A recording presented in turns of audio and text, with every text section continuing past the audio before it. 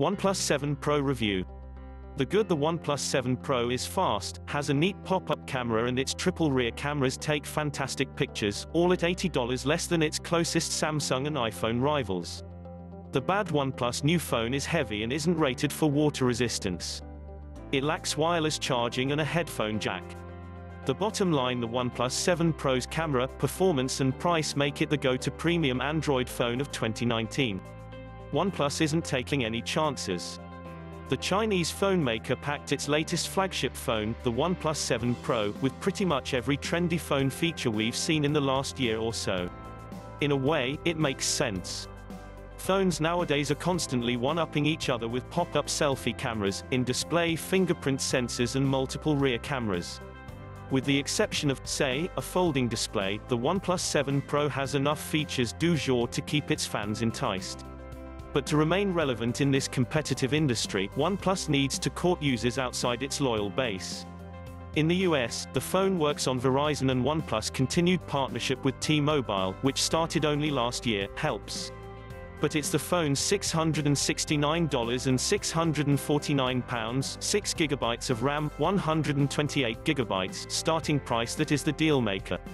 There's also an 8 GB, 256 GB variant that costs $699 and will be the one available from T-Mobile. Since 2014, when the company launched its first OnePlus One, OnePlus has garnered a reputation for making phones with premium specs at a wallet-friendly price. And while every year it gets harder for OnePlus to keep prices low compared to other brands, OnePlus has one of the highest increases in cost from model to model. The OnePlus 7 Pro is still a great value despite being the company's most expensive phone. With the OnePlus 7 Pro, the company is giving its customers a top-of-the-line phone at a reasonable price that's still less expensive than the iPhone XR and Galaxy S10e, the cheapest flagship options from Apple and Samsung. Oh, and in case you're wondering, a OnePlus 7 does exist. It launches in June, and OnePlus reports that it'll be very similar to the OnePlus 6T. It'll cost £499 and only sell in certain markets, the US not being one of them. There's a different OnePlus 7 Pro 2, a 5G version you can only get in the UK. There isn't any pricing or availability info on that yet. Bit by bit, OnePlus is losing that wonderkid flagship killer magic it had when it first burst onto the scene with the $299 OnePlus One. But there's no denying it continues to make powerful phones with coveted features at ridiculously competitive prices. In short, the OnePlus 7 Pro's sharp display, superb triple rear camera setup and fast processor make it not only one of the best phones for its price, but one of the best phones right now, period. Editors note, the ratings above are subject to change as we continue to test the OnePlus 7 Pro versus other phones in its price class. Keep watching. OnePlus 7 Pro's 90Hz, notchless display. While most phones have a refresh rate of 60 frames per second, put in another way, in 1 second the display refreshes 60 times, the OnePlus 7 Pro has a 90Hz display with a crisp 1440 pixel resolution. By refreshing 90 frames a second, things like scrolling through web pages and apps feels really fluid. Compared to the previous OnePlus 6T, games like PUBG feel more fluid and silky. The difference isn't necessarily night and day, but if you're a gamer, you'll definitely appreciate that extra smoothness. Keep in mind that the OnePlus 7 Pro isn't the only mobile device with an enhanced HZ display.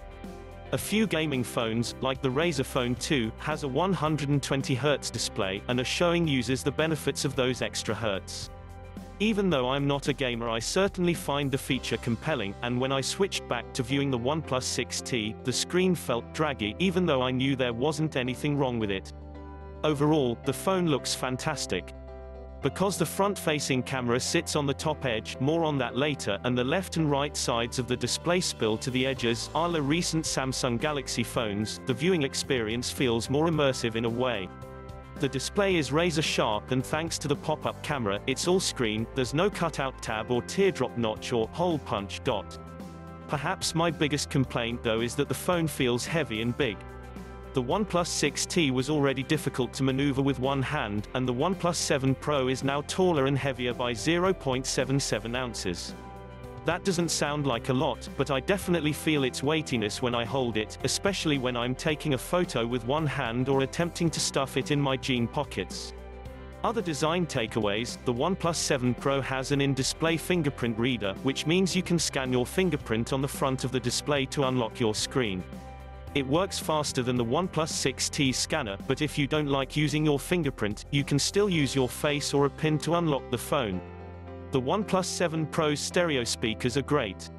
When I played Beyoncé's Homecoming, audio was clear and rich, with lots of depth and range. OnePlus 7 Pro's pop-up camera and triple lens setup. On its rear, the OnePlus 7 Pro has an ultra-wide-angle camera, a standard camera and a telephoto camera. Photos are clear, bright and vibrant, and I'm impressed with the camera's HDR rendering. In one particular shot of a dark room and a big bright window, the OnePlus 7 Pro lit up the foreground better than even the Pixel 3, the current low-light king, though the latter retained more details of the outside. There were times, however, that the OnePlus 7 Pro took better low-light photos than the Pixel 3's night sight, which is quite impressive. The phone's 3x telephoto zoom combined with a 10x digital zoom means the phone could zoom in on faraway objects while maintaining clarity and stability. With the wide-angle camera, you can fit way more content in each frame, though shots taken on the wide-angle camera appeared muddier near the edges. The OnePlus 7 Pro also took great portrait shots. Though its depth of field was shorter than the Pixel 3, Galaxy S10e and iPhone XR, the fall-off between the fore and background was smooth while my subject looked sharp. One novel thing about the phone is its front-facing camera. It's embedded inside the phone and pops up out of the top. The mechanism works smoothly and quickly, and its overall construction seems pretty durable. Just don't try to snap it off or anything. If you accidentally drop the phone, the camera will quickly pop back inside. The selfie camera takes solid portrait shots too, with faces looking clear with a consistent blur effect, and you can also adjust the look in post.